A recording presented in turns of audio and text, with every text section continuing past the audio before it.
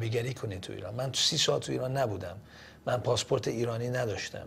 من سال قبلش که با تیم کره میخواستیم بیایم تهران و بازی بکنیم منو نذاشتن بیام تهران و من بازی رو از دبی تماشا کردم تو تلویزیون و خیلی قلبم شکست اون روز که میخواستم برگردم مامانم رو ببینم که ندیده بودم برای 30 سال و کشورم رو ببینم که ندیدم برای 30 سال و خیلی قلبم اون روز شکست خورد، ولی این صحبت ها دوباره قلبم رو گرم کرد.